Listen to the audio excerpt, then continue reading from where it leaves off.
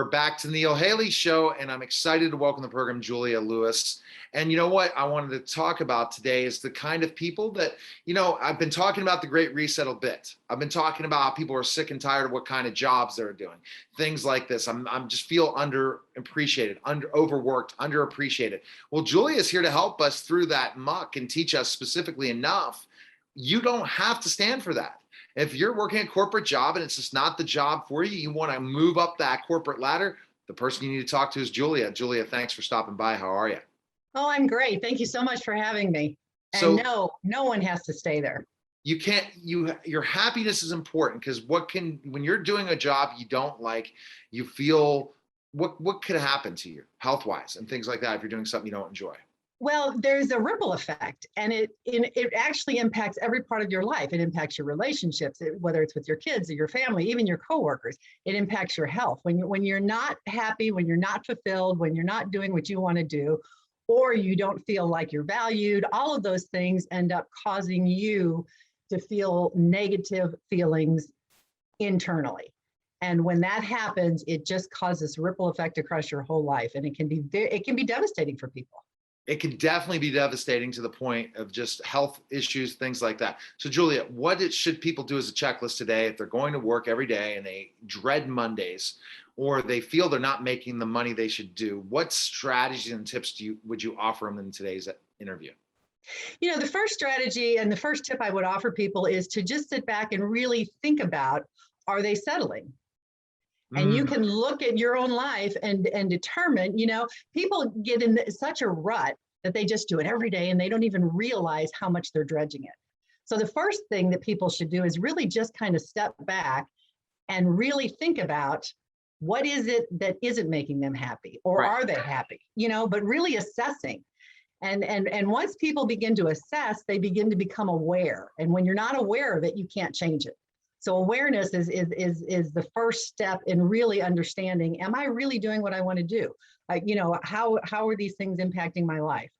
Once people begin to assess and realize that they are settling, that they aren't doing what they want to do, a lot of times we as employees, kind of look at the external and say, well, it's because of this and it's because of that. I coach people and talk to people about looking internally and really spending some time doing what I call the 3Ds, which is defining, designing, and then deciding. So it's really defining what is it that you're not happy with, and then designing what do you really want? Because if you're not clear, you're never going to get there. Once you've identified that this is what you want, you gotta move with it, right? You can't just put it off.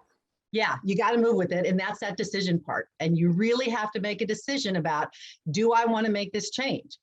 Am I uncomfortable enough that I really want to make this change? Because if I am, and I make that decision, there's amazing things happen once we make a decision. There are just opportunities that open up that we didn't even see before because we were too busy blaming what was happening versus focusing on what we wanted to happen. Exactly.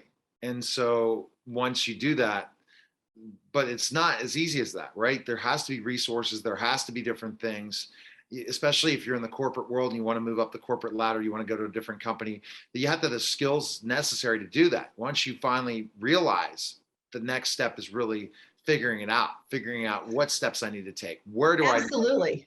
And a lot of that comes in kind of defining what you're not happy with, and then designing what you really want. Because, it's like when you go to a builder, right? You don't go tell the builder, I want a nice house. No. You tell the builder, I want 3 bedrooms, 2 baths, I want a huge kitchen. I want to see, you're very, very specific with it. And that's one of the mistakes a lot of people make.